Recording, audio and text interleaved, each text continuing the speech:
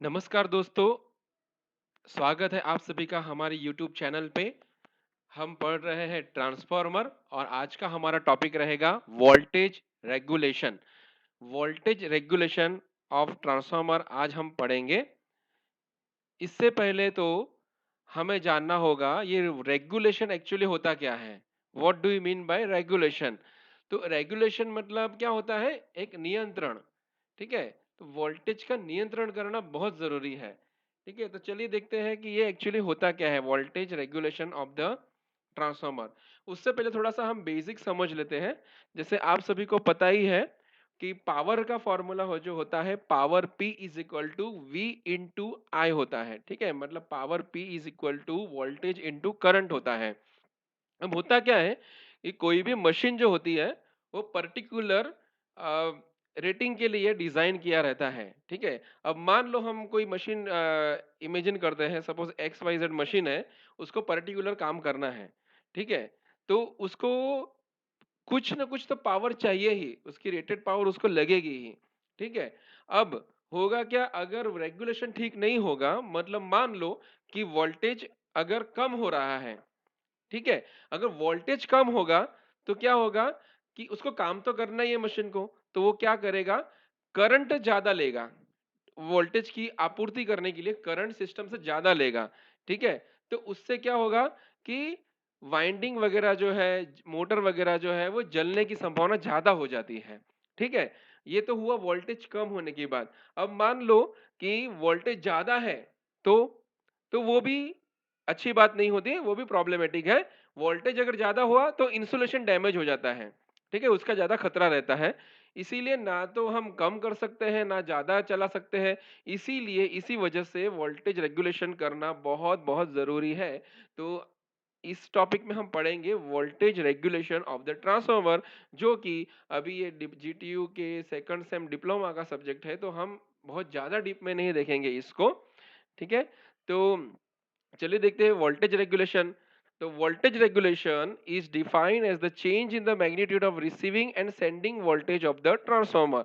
The voltage regulation determines the ability of the transformer to provide the constant voltage for variable load. मतलब receiving और sending end का जो change हो रहा है मैग्नीट्यूड वोल्टेज में, वो हमें इससे पता चलता है। और दूसरी बात ये होती है कि वोल्टेज रेगुलेशन ट्रांसफार्मर का बहुत अच्छा होना चाहिए, ठीक है? ताकि लोड को कांस्टेंट सप्लाई मिलता रहे, बराबर?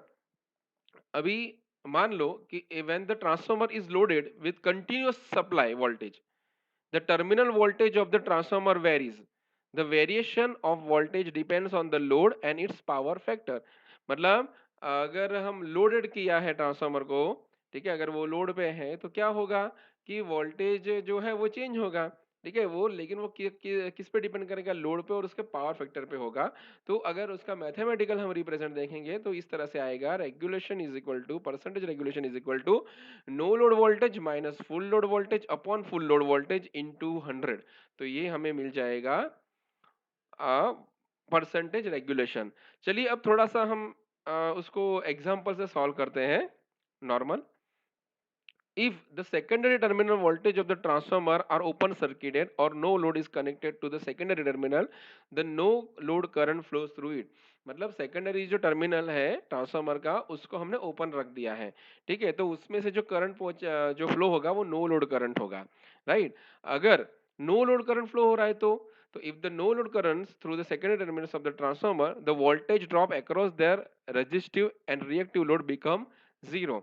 मतलब करंट ही नहीं फ्लो हो रहा है, मतलब नॉर्मल फ्लो हो रहा है, वो नो लोड करंट फ्लो हो रहा है, तो उसकी वजह से क्या होगा कि जीरो हो जाएगा रेजिस्टिव एंड रिएक्टिव लोड, जो इसकी वजह से वोल्टेज ड्रॉप जो होगा ना वो एकदम नेग्लिजिबल होगा। अभी उसका दूसरा पहलू सोचते हैं कि ट्रांसफार्मर अगर फुल्ली लोडेड है तो क्या होगा, the load is connected to their secondary terminal, the voltage drop appear across it, मतलब वोल्टेज ड्रॉप होगा। The value of voltage regulation should always be less for the better performance of the transformer। अभी यहाँ पे जो full load में होगा तो voltage का जो रेगुलेशन है, मतलब वेरिएशन जो होता है ना, जो रेगुलेशन वो एकदम अच्छा होना चाहिए।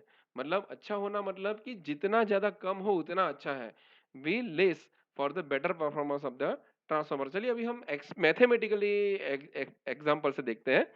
देखिए यहाँ पे दिया हुआ है कि एक ट्रांसफार्मर है जिसका सेकेंडरी आउटपुट वोल्टेज है 220 वोल्ट। ठीक है, 220 वोल्ट है at no load. The secondary voltage decreases from 220 to 210, मतलब 220 से 210 वोल्ट हो रहा है जब हम ट्रांसफार्मर को फुल लोड करंट कैपेसिटी पे लोड कर रहे हैं। ठीक है, जब वो लोडेड हो रहा है तो उसका जो वोल्टेज है ऑब्वियसली कम होगा, तो 220 से 210 हो रहा है। तो अभी हम इसका रेगुलेशन देखते हैं।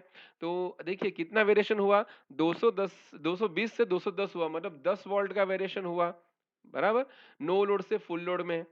ठीक है, तो हम फॉर्मूला लगा देंगे, percentage regulation is equal to ये वाला जो फॉर्मूला है वो, तो क्या मिलेगा हमें, regulation is equal to 220 minus 210 upon 210, ठीक है, इंटू 100, तो हमें मिला 4.76%।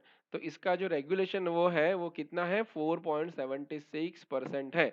तो if the secondary voltage decreases from 220 to 215 volts, अभी मान लो कि 210 की जगह 215 हो रहा है, मतलब कम हो रहा है ना volt, when the transformer is loaded up to its full load current capacity, तो क्या होगा कि इस सिनेरियो में जो रेगुलेशन हो जाएगा वो 2.32% होगा, जो बहुत अच्छा है। The percentage regulation of the transformer should be as minimum as possible to have almost constant secondary output voltage. Also the copper loss get decrease. और क्या होगा, जितना ज्यादा इंप्रूव होगा ना रेगुलेशन, मतलब जितना ज्यादा कम होगा, जितना अच्छा होगा, उतना ही कॉपर लॉस भी कम होगा। ठीक है, तो ये हो गया अपना ट्रांसफार्मर के बारे में, रेगुलेशन, वोल्टेज रेगुलेशन के बारे में। ठीक है, अगर आपको इसके रिलेटेड कोई क्वेश्चंस है तो आप हमें डायरेक्टली पूछ सकते हैं। Thank you.